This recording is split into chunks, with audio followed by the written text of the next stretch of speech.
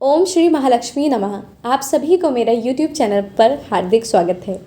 धनतेरस से लेकर दिवाली तक का जो समय होता है वो महालक्ष्मी के आगमन का शुभ समय माना जाता है और ऐसे में महालक्ष्मी जी को प्रसन्न करने के लिए, उनका आशीर्वाद लेने के लिए महालक्ष्मी जी की कथा को सुनना चाहिए। आज की इस वीडियो में मैं आपको सुनाने वाली हूँ महालक्ष्मी जी की कथा। ऐसी मान्यता है कि धनतेरस और दिवाली के दिन महालक्ष्मी जी साक्षात धरती पर विचरण करने आती हैं और जो कोई भी भक्त उनकी इस दिन सच्चे मन से आराधना करता है और कथा सुनता है, उस पर महालक्ष्मी जी अपनी कृपा बरसाती हैं। तो आइए सुनते हैं महालक्ष्मी जी की विशेष कथा।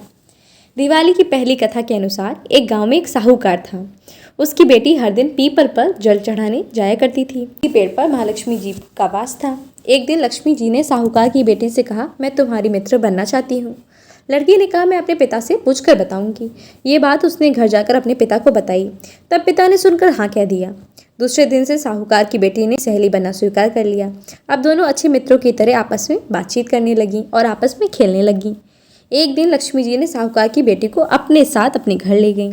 अपने घर में लक्ष्मी जी ने उसका दिल खोल कर स्वागत किया, खूब खातिरदारी की, उसे अनेक प्रकार के भोजन परोसे। मेहमान नवाजी के बाद जब साहूकार की बेटी वापस अपने घर लौटने लगी तब लक्ष्मी जी ने प्रश्न किया, मैंने तो तुम्हें अपने घर बुला लिया, अब तुम मुझे अपने घर कब बुला रही हो? ये बात सुनकर साहूकार की बेटी ने लक्ष्मी जी को अपने घर बुलाने का निमंत्रण दे डाला। अब उसने अपने घर लक्ष्मी जी को बुला तो लिया, परंतु अपने घर की आर्थिक स्थिति देखकर साहूकार की बेटी उदास हो गई। साहूकार ने जब अपनी बेटी को उदास बैठे हुए देखा तो उसे पूछने लगा, कहने लगा कि बेटी, तुम तो जब से अपनी सहेली की घर से आई हो तब से उदास बैठी हो, क्या कारण है? तब बेटी ने अपने पिता से कहा, लक्ष्मी जी उसे बहुत कुछ दिया, अब वो हमारे घर आना चाहती हैं, तो मैं उन्हें कैसे मनाऊं? हमारे घर तो कुछ भी नहीं है। बेटी की बात सुनकर पिता ने कहा, बेटी तुम जरा भी चिंता मत करो, बस तुम अच्छे से घर की साफ सफाई करके लक्ष्मी जी के सामने एक चौमुखा दिया जलाकर रख देना, सब ठीक हो जाएगा। अब साहूकार की बेटी ने दिया जलाकर बैठ गई। एक चील रानी का नौलखा हार पंजे से दबाकर उड़ती हुई जा रही थी। उसके पंजे से वह हार छूटकर ठीक लड़की के सामने आकर गिर गया। लड़की हार को उठाकर देखने लगी। उसके अपने पिता को वो हार दिखाया। तभी बाहर बहुत जोर से शोर होने लगा कि एक चील होने का नौलखा हार चुरा कर ले गई, किसी को मिले तो लौटा दे। अब इस प्रकार जब दोनों पिता और बेटी ये बात सुनी तो उनके मन में एक बार तो विचार आया कि इसे बेचकर लक्ष्मी जी के स्वागत का प्रबंध कर लेंगे। लेकिन अच्छे संस्कारों के चलते पिता ने अपनी बेटी से कहा, इस हार को हम बेचेंगे नहीं, हम हार रानी को वापस लौटा देंगे। इस प्रकार लक्ष्मी जी के स्वागत के लिए धन तो नहीं पर हमें पूरा सम्मान मान दे देंगे।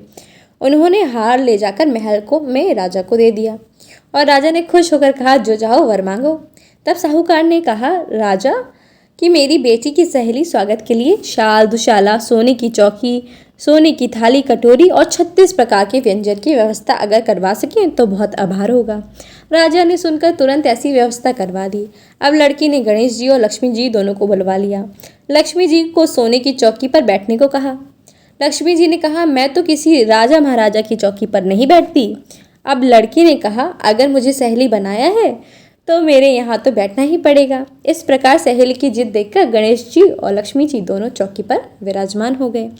लड़की ने बहुत आदर सम्मान के साथ और प्रेम पूर्वक दोनों को भोजन करवाया। लक्ष्मी जी बड़ी प्रसन्न हैं और जब लक्ष्मी जी ने विदा मांगी तो लड़की ने कहा, अभी रुक जाओ, मैं लौट कर आई हूँ, तब जाना, और चली गई। अब लक्ष्मी जी चौकी पर बैठकर इंतजार करती रहीं। लक्ष्मी जी जब तक वहां रहीं उस लड़की के घर में धन धान का भंडार भर गया और इस प्रकार साहूकार और उसकी बेटी बहुत धनवान हो गई। हे लक्ष्मी माँ, जिस प्रकार आपने साहूकार की बेटी का आतिथ्य स्वीकार करके भोजन ग्रहण और उन दोनों को धनवान बनाया, उसी प्रकार इस धनतेरस और दिवाली पर हमारा भी आमंत्रण स्वीकार करना और हमारे घर पधार कर हमें धन धान से परिपूर्ण कर देना। हे माँ लक्ष्मी, इस कथा को कहते सुनते और हुंकारा भरते सभी भक्तों पर अपनी कृपा दृष्टि बनाए रखना, सभी के दुख दूर करना। यदि आज का वीडियो पसंद आया है तो वीडियो को लाइक करके कमेंट बॉक्स में जय माँ लक्ष्मी लिखना मत भूलिएगा।